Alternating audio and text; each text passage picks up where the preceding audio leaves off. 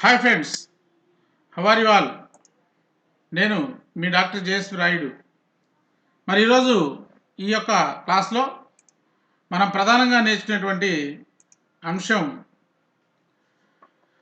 2018లో ఆంధ్రప్రదేశ్లో జరిగినటువంటి secondary grade టీచర్కి సంబంధించినటువంటి సెషన్ త్రీలో జరిగినటువంటి హెచ్జిటి పేపర్లో ఉన్నటువంటి సోషల్ స్టడీస్ మెథడాలజీ విభాగం గురించినటువంటి ప్రశ్నని అనాలిసిస్ చేయబోతున్నాం.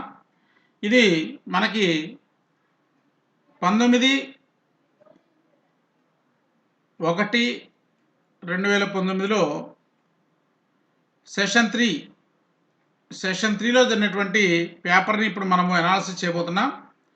దీనిలో ప్రధానంగా మనకి 12 బిట్లు ఇచ్చాడు, 6 మార్కులకి మనకి ఇవ్వడం జరిగింది. ఇది మనకి హెచ్జిటి వాళ్ళకే కాకుండా స్కూల్ అసిస్టెంట్ వాళ్ళకి కూడా చాలా ప్రాధాన్యమైనటువంటి క్వశ్చన్స్. ఈ యొక్క క్వశ్చన్స్ ఎలా అడుగుతున్నాడు అనేది ఒకసారి అవగాహన చేసుకోవాలి. అవగాహన చేసుకోవడమే కాకుండా మరి ఆ యొక్క ఆన్సర్స్, మరి ఆన్సర్ మిగతా ఒక ఆన్సర్ ఉంటుంది, మిగతా వాటికి మరి మిగతా ఉన్నటువంటి 3 ఆప్షన్స్ ఏదైతే ఉన్నాయో మన 3 ఆప్షన్స్ ఎందుకు కాలేదు అనేటువంటి విషయాన్ని కూడా మనము నేర్చుకోవాల్సినటువంటి ఆవశ్యకత అనేది ఉంది. ఫ్రెండ్స్ చూడండి, మనకి ఫస్ట్ క్వశ్చన్ మనం తీసుకుంటే 191వ ప్రశ్న తీసుకుంటే ఫస్ట్ క్వశ్చన్, ప్రస్తుతం మన రాష్ట్రంలో ఎలిమెంటరీ స్థాయిలోని సాంఘిక శాస్త్ర పాఠ్యపుస్తకాలు ఈ ఉపగమం ఆధారంగా రూపొందించబడినవి అన్నాడు. ఈ ప్రశ్న మనం తీసుకుంటే ఇది కరికులం అనేటువంటి చాప్టర్లో ఉన్నటువంటి ప్రశ్నగా మనం భావించవచ్చు. కరికులం అనేటువంటి చాప్టర్లో ఉన్నటువంటి ప్రశ్న ఇది. సో దీంట్లో మనం తీసుకుంటే ప్రధానంగా ఇక్కడ మనకి సాంఘిక శాస్త్ర పాఠ్యపుస్తకాల యొక్క క్రమం అనేది మనం తీసుకుంటే ఇక్కడ మనకి 2005 ఎన్సిఎఫ్ ప్రకారము ప్రస్తుతం ఉన్నటువంటి సాంఘిక శాస్త్ర పాఠ్యపుస్తకాలు అనేవి రూపొందించడం అనేది జరిగిందనే విషయాన్ని మనం గుర్తుపెట్టుకోవాలి. మనకి 2005 ఎన్సిఎఫ్ ప్రకారం ఎన్సిఎఫ్ ముందు మనం తీసుకుంటే మన పాఠ్యపుస్తకాలన్నీ కూడా జాగ్రఫీ, హిస్టరీ, సివిక్స్, ఎకనామిక్స్ అనేటువంటి సబ్జెక్టులు విడివిడిగా ఉన్నాయి అనే విషయాన్ని మనం గుర్తుపెట్టుకోవాలి. ఇది మనకి 6th నుంచి 10th క్లాస్ వరకు కూడా 6 నుంచి 10వ తరగతి దాకా ఉన్నటువంటి పుస్తకాలన్నీ కూడా ఈ విధంగా ఉండటం అనేది జరిగింది. కానీ 2005 ఎన్సిఎఫ్ ప్రకారము మన యొక్క పాఠ్యపుస్తకాల యొక్క క్రమం అనేది మారిపోయింది. ముఖ్యంగా తీసుకుంటే 6, 7, 8 తరగతుల యొక్క పాఠ్యపుస్తకాలు ముఖ్యంగా ఇతివృత్తాల ఆధారంగా ఏర్పాటు చేయడం అనేది జరిగింది. అలాగే 9, 10 తరగతుల యొక్క పాఠ్యపుస్తకాలు శీర్షిక ఉపగమం ఆధారంగా ఏర్పాటు చేయడం అనేది జరిగింది. ఈ విషయాన్ని మనం గుర్తుపెట్టుకోవాలి. ఇది మనకు ఒక అవగాహన ఉంటే ఈ యొక్క బిట్నెస్ మనం సులభంగా ఆన్సర్ చేయడానికి అవకాశం ఉంది. సరే చూడండి, ప్రస్తుతం మన రాష్ట్రంలో ఎలిమెంటరీ స్థాయిలో సాంఘిక శాస్త్ర పాఠ్యపుస్తకాలు ఈ ఉపగమం ఆధారంగా రూపొందించబడి ఆప్షన్ చూసుకుంటే అంశరీతి ఉపగమము, ఇతివృత్త ఉపగమము, వర్తల ఉపగమము, కాలానుగుణ ఉపగమము అనేటువంటి 4 రకాల ఆప్షన్స్ అనేవి ఉన్నాయి. దీంట్లో మరి మనం చెప్పుకున్నట్టుగా ఎన్సెఫ్ 2005 ప్రకారం మనం చెప్పుకున్నట్టుగా మరి సాంఘిక శాస్త్ర పాఠ్యపుస్తకాల యొక్క రూపకల్పనలో ప్రధానంగా ఉపయోగించినటువంటి ఉపగమం ఏదంటే ఇతివృత్త ఉపగమము. ముఖ్యంగా మనకి ఇతివృత్తాలు మనం తీసుకుంటే ముఖ్యంగా మనకి 6 రకాల ఇతివృత్తాలు అనేవి ఉన్నాయి. మీరు 6, 7, 8 సాంఘిక శాస్త్ర పాఠ్యపుస్తకాల్లో ఈ యొక్క ఇతివృత్తాలను మీరు గమనించవచ్చు. హెచ్జిటి ఫ్రెండ్స్ తప్పనిసరిగా మీరు ఆలోచించాలి. ఈ ఇతివృత్తాల మీద తప్పనిసరిగా ఒక బిట్ అడుగుతూ ఉన్నాడు. కాబట్టి 6, 7, 8 తరగతుల యొక్క సిలబస్ను ఒకసారి కూడా మీరు పరిగణలో తీసుకొని ఏ ఇతివృత్తం కింద ఏ పాఠ్యాంశాలు ఉన్నాయనే విషయాన్ని కూడా మీరు అవగాహన చేసుకుంటే సులభంగా మనం మెథడాలజీలో మార్క్స్ సంపాదించుకోవడానికి అవకాశం ఉంటుంది. కాబట్టి 190వ ప్రశ్నకి సరైనటువంటి ఆన్సర్ 2 ఇతివృత్త ఉపగమంగా మనము పేర్కొనవచ్చు. నెక్స్ట్ మనకి 192 బిట్ అనేది మనం ఒకసారి తీసుకుంటే 192 బిట్లో ఇచ్చినటువంటి బిట్ మనం తీసుకుంటే సాంఘిక శాస్త్ర విద్యా ప్రణాళిక రూపకల్పనలో ఈ క్రింది అంశాలపై జాతీయ విద్యా విధానం 1986 దృష్టి పెట్టలేదు అని అడిగాడు.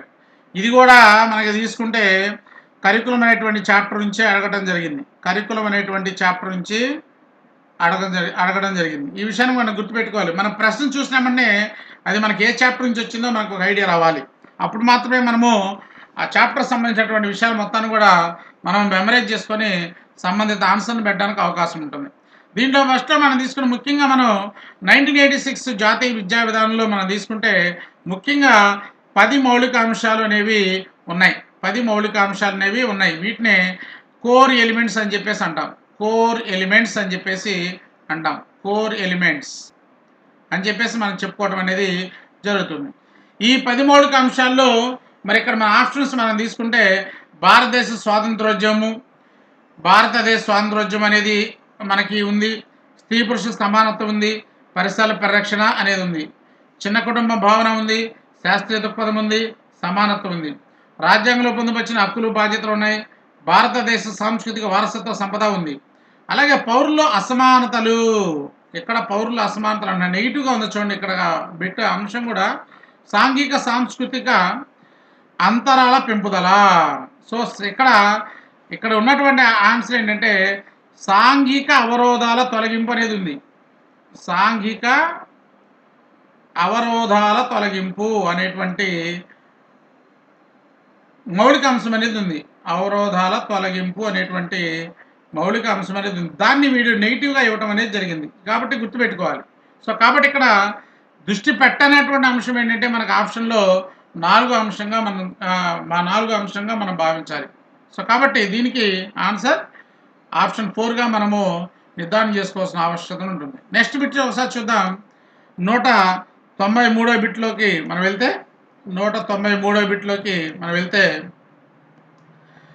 ఈ అభ్యసన ఉపగమం జాగ్రత్తగా అర్థం చేసుకోవాలి. ఈ అభ్యసన ఉపగమం ప్రాథమిక స్థాయిలో పరిసరాల విజ్ఞాన బోధన జరిగేటప్పుడు అభ్యాసకుల అంతర్గత సామర్థ్యాలను గుర్తించినట్లుగా వారి సామర్థ్యాలకు అనుగుణంగా అభ్యాసం జరిగినట్లుగా స్థానం కల్పించబడింది అని అడిగాడు. ఇక్కడ ఎప్పుడైనా చూడండి, ఇక్కడ మనకు ఆప్షన్ తీసుకుంటే విషయాధార ఉపగమం ఇక్కడ మనం తీసుకుంటే ఇక్కడ కంటెంట్ ఇన్ఫర్మేషన్ ఇవ్వటం అనేది ఉంటుంది. దీంట్లో ఎక్కువగా విద్యార్థికి సంబంధిత అంశం మీద ఇన్ఫర్మేషన్ ఇవ్వటం అనేది విషయాధార ఉపగమాన్ని తెలియజేస్తుంది. అగమనాత్మక ఉపగమం అంటే విద్యార్థి కొన్ని ఉదాహరణల ఆధారంగా కొన్ని సూత్రాలని సిద్ధాంతాలని తెలుసుకునే విధంగా ఈ యొక్క అగమనాత్మక దృక్పథం ఉంటుంది. సమ్మిశ్రణ ఉపగమం అనేది అనేక రకాల అంశాలు కలిపి పాఠ్యపుస్తకాల నిర్మాణంలో ఉంటాయి.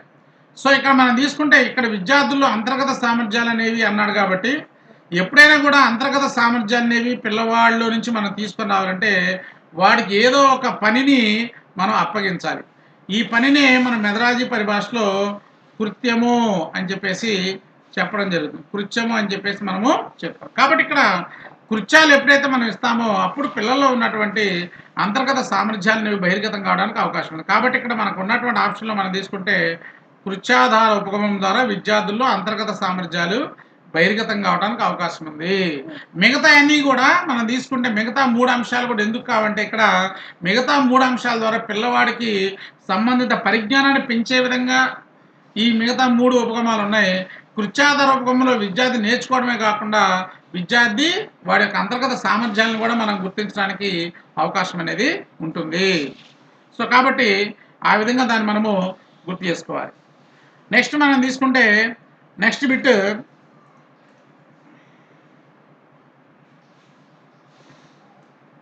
గ్రామీణ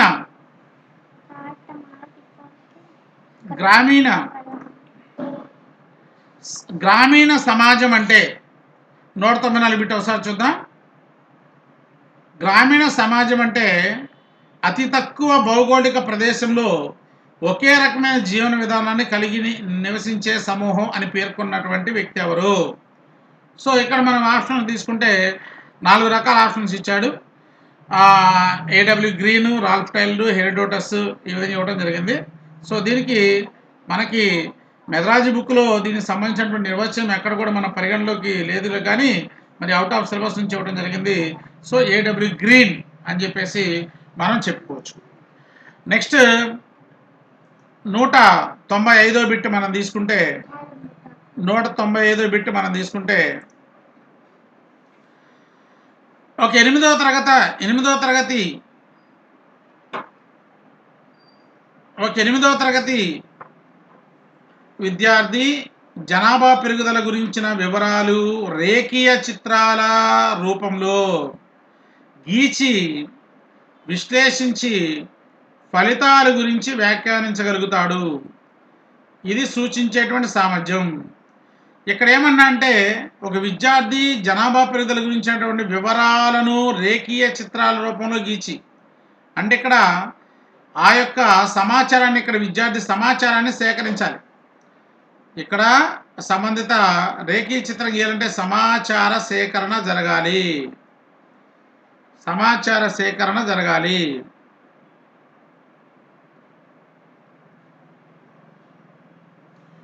సమాచార సేకరణ జరగాలి. ఈ సమాచార సేకరణ జరిగినప్పుడు మాత్రమే ఆ విధంగా విద్యార్థి దాని గురించి చెప్పడానికి అవకాశం అనేది ఉంటుంది. అంటే ఇది మనము టేబుల్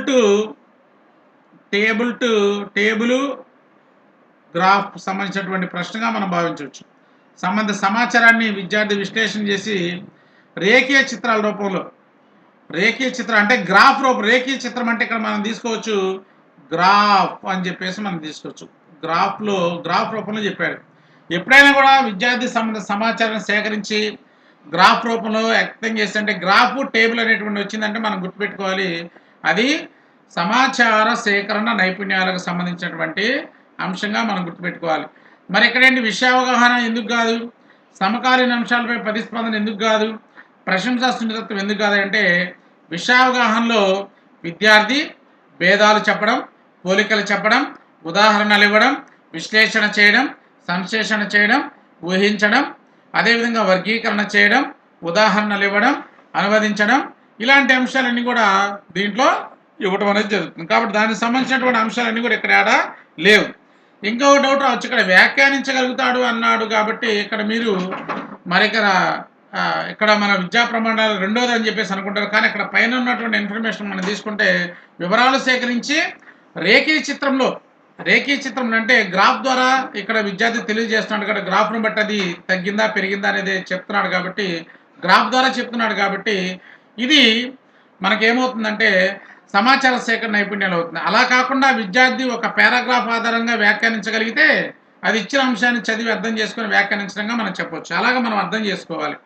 నెక్స్ట్ మూడోది సమకాలీన అంశాలపై ప్రతిస్పందన. అంటే ఇచ్చిన క్వశ్చన్లో ప్రజెంట్ ఏదో ఒక లెసన్ చెప్తూ ఆ లెసన్ రిలేటెడ్గా ప్రజెంట్ ఉన్నటువంటి సమాజంలో ఉన్నటువంటి అంశాన్ని మనం చెప్పగలిగినట్టయితే, అడిగితే విద్యార్థి రెస్పాండ్ అయితే దాని సమకాలీన అంశాలపై ప్రతిస్పందనగా మనం చెప్పొచ్చు. ప్రశంసా సున్నితత్వం అంటే ఇక పిల్లవాడు ఇక దీనికి సంబంధించి నినాదాలు రాయడం కావచ్చు, లేకపోతే మరి సభల సమావేశాల్లో పాల్గొనడం కావచ్చు, ఓకే ఆల్బమ్స్ అదేవిధంగా పోస్టర్స్ని ప్రిపేర్ చేయడం కావచ్చు, సో ఇతరులను ప్రోత్సహించడం కావచ్చు, ఓకే జాతి నాయకులను గౌరవించడం కావచ్చు, ప్రశంసించడం కావచ్చు, ఇలాంటివన్నీ కూడా మనం చేస్తే దాన్ని ప్రశంసా సున్నితత్వంగా చెప్పుకోవచ్చు. కాబట్టి ఇక్కడ గ్రాఫ్ ఆధారంగా విద్యార్థి వ్యాఖ్యానిస్తున్నాడు కాబట్టి ఆన్సర్ ఏమవుతుందంటే సమాచార సేకరణ నైపుణ్యాలు అవుతుంది.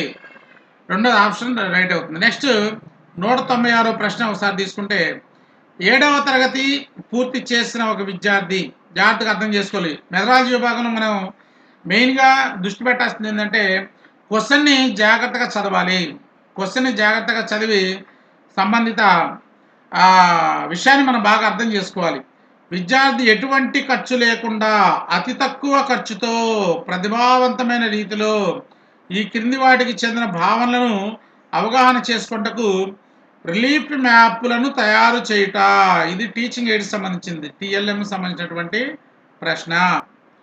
సో ఇక్కడ రిలీఫ్ మ్యాప్లు ఇచ్చాడు. మ్యాప్లు మనకు అలా అనేక రకాలు ఉన్నాయి. పొలిటికల్ మ్యాప్స్ ఉన్నాయి, ఫిజికల్ మ్యాప్స్ ఉన్నాయి, అవుట్లైన్ మ్యాప్స్ ఉన్నాయి, రిలీఫ్ మ్యాప్స్ ఉన్నాయి, స్పెషల్ పర్పస్ మ్యాప్స్ ఉన్నాయి, హిస్టారికల్ మ్యాప్స్ ఉన్నాయి, ఓకే స్కెచ్ మ్యాప్స్ ఉన్నాయి, ఓకే ఇలాగ మనకి మ్యాప్లో డిఫరెంట్ టైప్ ఆఫ్ మ్యాప్స్ అనేవి మనకు ఉన్నాయి. అయితే ఇక్కడ మనకు ప్రధానంగా మనం తీసుకుంటే రిలీఫ్ మ్యాప్ల గురించి మనం డిస్కస్ చేసుకోవాలంటే రిలీఫ్ మ్యాప్లు ఎప్పుడు కూడా ఏ విషయాన్ని తెలియజేస్తాయి అంటే ఫిజికల్ ఫీచర్స్, అంటే భౌతిక అంశాల గురించి తెలియజేస్తాయి. భౌతిక అంశాలు భౌతిక విషయాల గురించి తెలియజేస్తాయి ఫిజికల్ మ్యాప్స్ అనేవి. అంటే పర్వతాలు, నదులు, సముద్రాలు, ఓకే, కొండలు, గుట్టలు, ఎడారులు, సరస్సులు ఇలాంటి వాటి గురించి తెలియజేసేటువంటి మ్యాప్‌లని మనం ఫిజికల్ మ్యాప్‌లు అంటాం. ఈ యొక్క వీటిని రిలీఫ్ మ్యాప్‌లు అంటాం. ఈ రిలీఫ్ మ్యాప్‌లు ఏం చేస్తాయంటే ఈ యొక్క సంబంధిత ఇన్ఫర్మేషన్ ఏదైతే ఉందో, ఈ యొక్క భౌగోళిక అంశాలకు సంబంధించిన ఇన్ఫర్మేషన్ ఏదైతే ఉందో అది ఎత్తుపల్లాలుగా ప్రిపేర్ చేయడం అనేది జరుగుతుంది. ఎత్తుపల్లాలుగా ప్రిపేర్ చేయడం జరుగుతుంది. కాబట్టి ఇక్కడ ఆప్షన్స్ మనం తీసుకుంటే ఖనిజాలు, పరిశ్రమలు, ప్రజలు, నాగరికత, వ్యవసాయం, పట్టణీకరణ, వినియోగం, సరఫరా, డిమాండ్ ఇవన్నీ కూడా ఎక్కడ కూడా భౌగోళిక అంశాలకు సంబంధించిన విషయాలు ఎక్కడే లేవు ఇక్కడ. ఇక్కడ మనం తీసుకుంటే లోయలు, పర్వతాలు, పీఠభూములు. లోయలు లోపలకుంటాయి. పర్వతాలు, పీఠభూములు అనేవి ఓకే, లోయలు,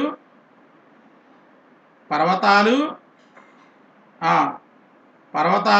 పీఠభూములు అంటే ఇంకా పర్వతం కంటే పీఠభూమికి చిన్నదిగా ఉంటుంది కాబట్టి కాబట్టి ఇవి భౌతిక అంశాలకు సంబంధించినవి కాబట్టి వీటిని మనము రిలీఫ్ మ్యాప్లో చూపించడానికి అవకాశం అనేది ఉంటుంది. కాబట్టి రిలీఫ్ మ్యాప్స్ అనేవి భౌగోళిక అంశాలని చూపించడానికి ఉపయోగపడతాయి, ఎత్తుపల్లాలుగా ఉంటాయి.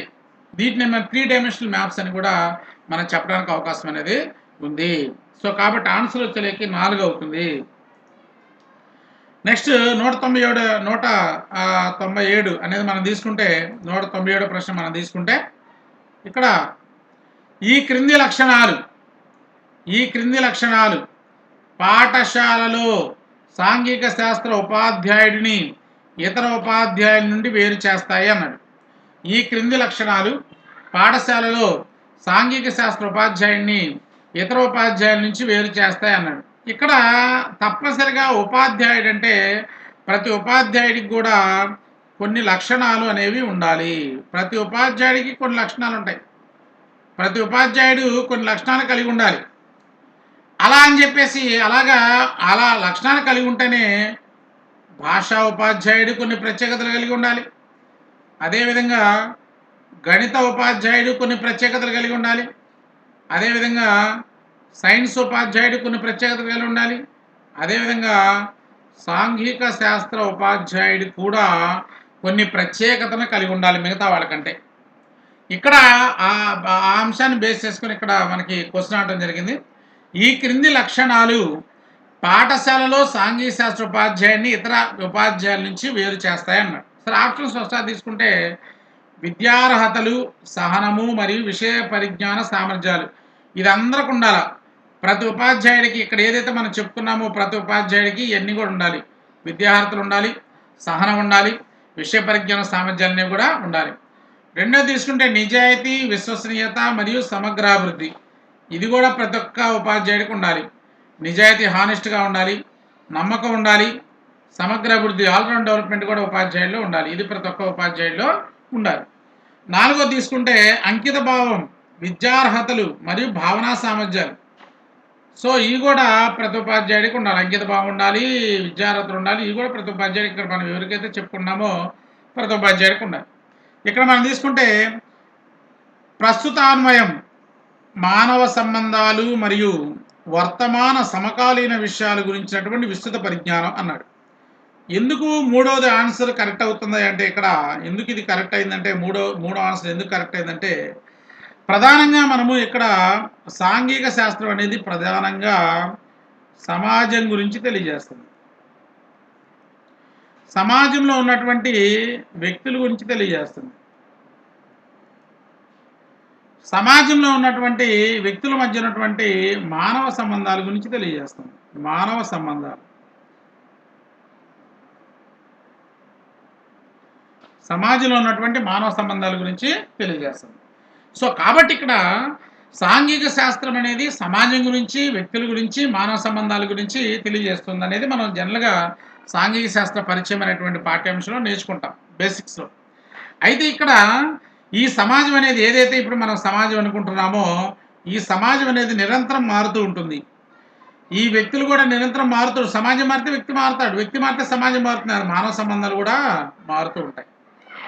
సమాజం మారుతుంది కాబట్టి సమాజంలో జరిగేటువంటి విషయాల్ని ఎప్పటికప్పుడు ఉపాధ్యాయుడు కరెంట్ అఫైర్స్ అనేటువంటి అంశం ద్వారా కరెంట్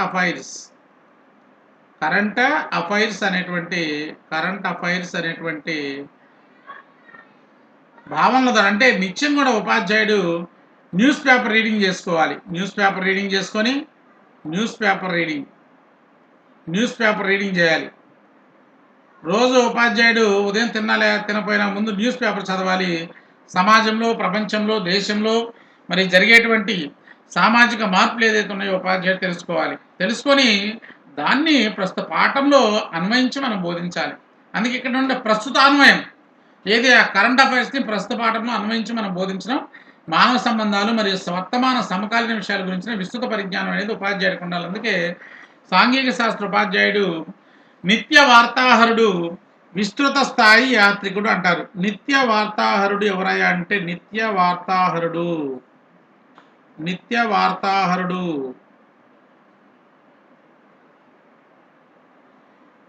వార్తాహరుడు ఎవరంటే సాంఘిక శాస్త్ర ఉపాధ్యాయుడు. అలాగే విస్తృత స్థాయి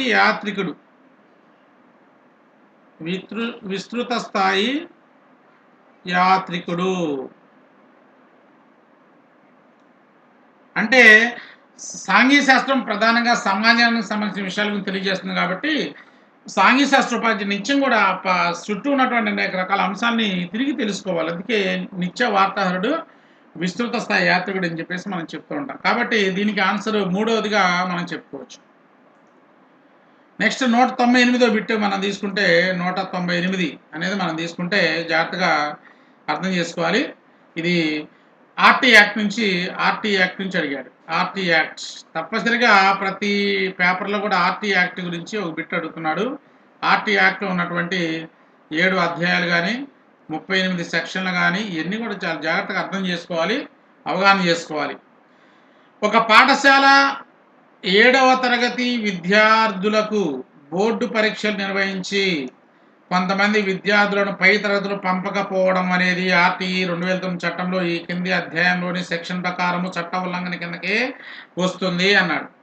ఇక్కడ మనకి తీసుకుంటే ఆర్టీ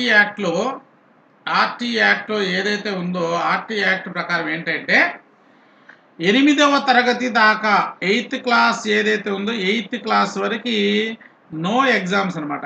ఏ ఎగ్జామ్స్ మనం కండక్ట్ చేయకూడదు అనేది దీని యొక్క మెయిన్ కాన్సెప్ట్.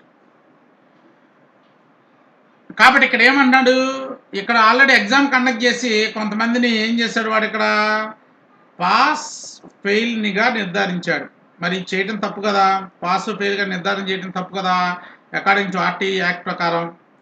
సో కాబట్టి పాస్ ఫెయిల్గా నిర్ధారించి కొంతమందిని పై క్లాస్కి పంపించలా, కొంతమంది మాత్రమే పై క్లాస్కి వెళ్ళారు. కాబట్టి ఇది ఆర్టీ చట్టాన్ని ఉల్లంఘించినట్ట కాదా? తప్పనిసరిగా ఉల్లంఘించినట్టే. మరి దీంట్లో మరి 4 రకాల అంశాలు ఇచ్చాడు. అధ్యాయం 6 సెక్షన్ 31(1). అధ్యాయం 6 సెక్షన్ 31(1) ఏం చెప్తుందంటే ప్రధానంగా బాలల హక్కుల సంరక్షణ జాతీయ కమిషన్ గురించి చెప్తుంది. బాలల హక్కుల రక్షణ జాతీయ కమిషన్ గురించి చెప్తుంది. జాతీయ కమిషన్ గురించి చెప్తుంది. అంటే బాల హక్కుల రక్షణ జాతీయ కమిషన్ అనేది బాల హక్కులను ఏ విధంగా పరిరక్షించాలి అనే దానికి సంబంధించినటువంటి విషయాలు మనకి అధ్యాయం 6 సెక్షన్ 31(1)లో ఉన్నాయి. నెక్స్ట్ మనం తీసుకుంటే అధ్యాయం 5లో మనకి 2 సెక్షన్లు ఉన్నాయి. ఏమున్నాయి 2 సెక్షన్లు అంటే ఇక్కడ మనం తీసుకుంటే సెక్షన్ 29 ఉంది, సెక్షన్ 30 ఉంది. సెక్షన్ 29లో కూడా సబ్ సెక్షన్ 1, సబ్ సెక్షన్ 2 ఉన్నాయి. సబ్ సెక్షన్ 2లో కూడా ABCD అట్లా ఉన్నాయి అన్నమాట. సెక్షన్ 20 ఉన్నాయి. ఇప్పుడు సెక్షన్ 29లో ఇక్కడ మనం తీసుకుంటే మూల్యాంకనం కానీ ఇట్లాంటివన్నీ కూడా SCRT చేయాలి ఇవన్నీ చెప్తున్నాయి. 30 మెయిన్గా ఏం చెప్తుందంటే ఎలాంటి ఎగ్జామ్స్ నిర్వహించవద్దు అని చెప్పేసి 30 చెప్తుంది. ఎలాంటి ఎగ్జామ్స్ నిర్వహించవద్దు అని చెప్పేసి ఆర్టికల్ 30 సెక్షన్ 30 చెప్తుంది. 31లో ఇది చెప్తుంది అనమాట. సో కాబట్టి అదేవిధంగా 30లో 2వది కూడా ఉంది. ఇది ఏం చెప్తుందంటే తప్పనిసరిగా 8వ తరగతి అయిపోయిన తర్వాత పిల్లవాడికి ఒక సర్టిఫికేట్ అనేది ప్రాథమిక విద్య కంప్లీట్ అయినట్టుగా ఒక సర్టిఫికేట్ ఇవ్వాలని చెప్పేసి 30లో 2 అనేది చెప్తుంది అనమాట. నెక్స్ట్ సో కాబట్టి ఇక్కడ 30లో 1 ప్రకారం ఏంటి, ఎగ్జామ్స్ కండక్ట్ చేయకూడదు అనేది ఇక్కడ రూల్. కానీ ఇక్కడ ఏం చేశాడు, వాడు ఎగ్జామ్ కండక్ట్ చేశాడు కాబట్టి వాడు ఏ రూల్ని అధిగమించాడు, ఏ రూల్ని ధిక్కరించాడంటే అధ్యాయం 5 సెక్షన్ 30లో ఉన్నటువంటి 1 అనే దాన్ని ధిక్కరించడం అనేది జరిగింది. సో కాబట్టి ఆన్సర్ 2 అవుతుంది. నెక్స్ట్ అధ్యాయం 5 సెక్షన్ 30, అధ్యాయం 5 సెక్షన్ 32 ఇందాక కూడా చెప్పాను. ఈ సెక్షన్ 32 ఏం చెప్తుంది, వీడికో సర్టిఫికేట్ ఇవ్వండి అని చెప్తుంది. సర్టిఫికేట్ ఇవ్వాలి, ఏ క్లాస్ కంప్లీట్ అయిన తర్వాత సర్టిఫికేట్ ఇవ్వాలని చెప్పేసి చెప్తుంది. అధ్యాయం 5 సెక్షన్ 29(2) ఏం చెప్తుంది అని చెప్పాం కదా, పిల్లల్లో సర్వతోముఖ రావాలి, ఓకే, రాజ్యాంగ విలువను పరీక్షించే విధంగా ఉండాలి. ఇవన్నీ కూడా మనకి 29లో అనేక రకాల అంశాలు ఉన్నాయి. సో ఇక్కడ మనకి ఆన్సర్ తీసుకుంటే అధ్యాయం 5 సెక్షన్ 30లో 1 అనేది చెప్తుంది. 30లో 1, 2 అనేటువంటి అంశాలు మాత్రం ఉన్నాయి. 30లో 1 అనేది చెప్తుంది ఎగ్జామ్స్ పెట్టకూడదు, 2 ఏమో సర్టిఫికేట్ ఇవ్వాలని చెప్పేసి చెప్తుంది అనమాట. సో నెక్స్ట్ క్వశ్చన్ మనం తీసుకుంటే,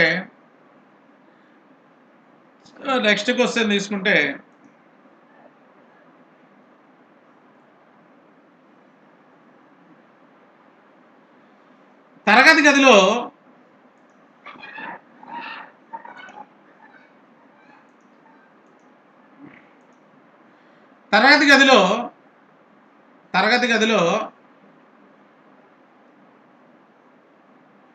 పవర్ పాయింట్ ప్రజెంటేషన్ ద్వారా బోధించుటకు ఉపయోగపడేటువంటి ప్రొజెక్టర్, ఇది కూడా టీఎల్ఎంకి సంబంధించినటువంటి చాప్టర్లో ఇవ్వడం జరిగింది. తరగతి గదిలో పవర్ పాయింట్ ప్రజెంటేషన్ చేయాలంటే ఇది మనకి 4 LCD projector, next over head projector, film projector, slide projector ఇచ్చాడు. పవర్ పాయింట్ ప్రజెంటేషన్లో మనము స్లైడ్ ప్రొజెక్ట్లో స్లైడ్స్ మాత్రం ఉంటాయి. స్లైడ్స్ మనం ఒక స్లైడు తీసి మనము ఇంకో స్లైడ్ ఇవ్వడం అనేది జరుగుతుంది. నెక్స్ట్ ఇక్కడ ఫిల్మ్ ప్రొజెక్టర్లో మనము ఫిల్మ్ ఆపరేట్ చేయడం అనేది జరుగుతుంది. ఓవర్ హెడ్ ప్రొజెక్టర్లో మరి సంబంధిత ఇన్ఫర్మేషన్ని స్ప్రెడ్ షీట్స్ ద్వారా, అంటే ట్రాన్స్పరెన్సీ షీట్స్ ఉంటాయి. ఈ ట్రాన్స్పరెన్సీ షీట్స్ ద్వారా దీనిలో తెలియజేయడం జరుగుతుంది. సో కాబట్టి ఇక్కడ ఎల్సిడి ప్రొజెక్ట్ అనేది మనకి ఎక్కువగా పవర్ పాయింట్ ప్రజెంటేషన్ చేయడానికి ఎక్కువగా ఉపయోగపడడానికి అవకాశం అనేది ఉంది. సో కాబట్టి 199 బిట్కి ఆన్సర్ 1 అవుతుంది. నెక్స్ట్ లాస్ట్ బిట్ ఒకసారి చూద్దాం. లాస్ట్ బిట్, నూతనంగా నియమించబడినటువంటి ఉపాధ్యాయుడు పిల్లల నేపథ్యం ఆధారంగా పారిశ్రామిక విప్లవం అనే పాఠంను ప్రారంభించుట, ఇక్కడ ఏమన్నా అంటే పాఠం ప్రారంభించుట అన్నాడు. ఎప్పుడైనా కూడా పాఠాన్ని ప్రారంభించినప్పుడు మనం జనరల్గా టెస్టింగ్ ప్రీవియస్ నాలెడ్జ్ అనేది చేస్తాం. టెస్టింగ్ ప్రీవియస్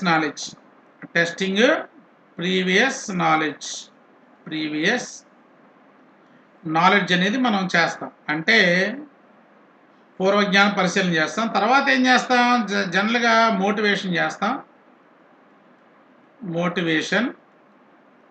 తర్వాత ఏం చేస్తాం, టాపిక్ డిక్లరేషన్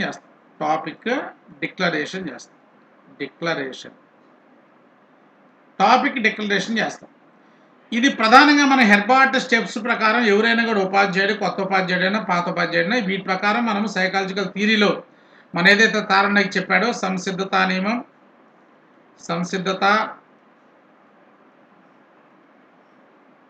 అభ్యాస నియమం, ఫలిత నియమం ఏదైతే ఉన్నాయో ఈ 3 నియమాల ఆధారంగా మనము పాఠ్యాంశాన్ని మనం బోధించడం అనేది జరుగుతుంది.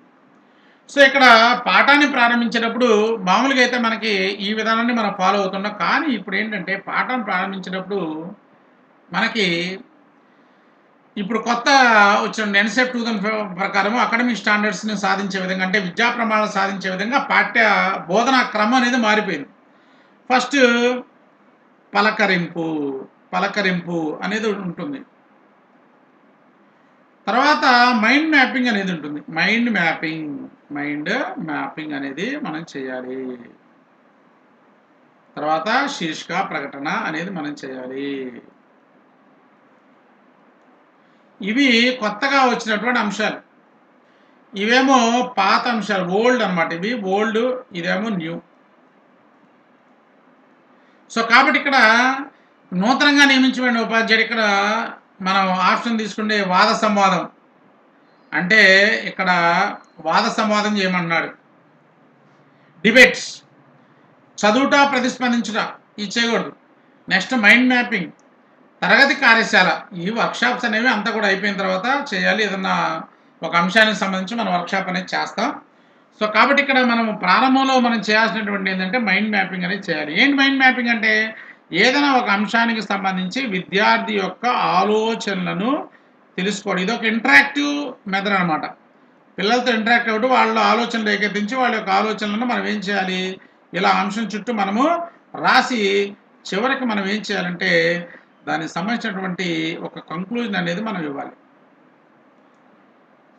వాళ్ళ యొక్క అవగాహన మనం తెలుసుకోవాలి ఈ విధంగా మైండ్ మ్యాపింగ్ ద్వారా. సో కాబట్టి ఇక్కడ పాఠం ప్రారంభించేటప్పుడు అంటున్నాడు కాబట్టి ఇక్కడ పాఠం ప్రారంభించేటప్పుడు మనం ఇచ్చేయాలి. కాబట్టి ప్రజెంట్ మనం ఇచ్చేస్తాం కాబట్టి దీని ప్రకారం మైండ్ మ్యాపింగ్ దీనికి నిజమైనటువంటి ఆన్సర్గా మనం చెప్పుకోవచ్చు. కాబట్టి ఫ్రెండ్స్, మరి ఈ యొక్క మెథడాలజీలో బిట్స్ అనేవి ఎస్జిటి వాళ్ళకే కాకుండా స్కూల్ అసిస్టెంట్ వాళ్ళకి కూడా చాలా ఉపయోగకరంగా ఉంటాయి. కాబట్టి మనము మెథడాలజీ బిట్స్ మనం చేసేటప్పుడు జాగ్రత్తగా నిదానంగా వాటిని చదివి అర్థం చేసుకొని, ఫస్ట్ మనకు ఒక బిట్ ఇచ్చినప్పుడు అది ఏ చాప్టర్లోదో మనం ఒక అవగాహన చేసుకొని, ఈ విధంగా మనము అనాలిసిస్ చేసుకుంటూ మనకు తగినటువంటి ఆన్సర్ మనం పెట్టినప్పుడు మనం మెథడాలజీలో మంచి స్కోర్ మనం సంపాదించుకోవచ్చు. మెథడాలజీలో మంచి స్కోర్ మనం సంపాదించుకోవడం ద్వారా సులభంగా మన ఉపాధ్యాయ ఉద్యోగాన్ని సాధించుకునే జీవితంలో సుఖంగా బతకడానికి, మరి మన దేశ అభివృద్ధికి తోడ్పడడానికి మనకు చక్కటి అవకాశం దొరుకుతుంది. కాబట్టి మరలా ఇంకొక వీడియోలో ఇంకొక క్వశ్చన్ పేపర్ అనాలిసిస్తో మరలా కలుద్దాం. అప్పటిదాకా థ్యాంక్ యూ.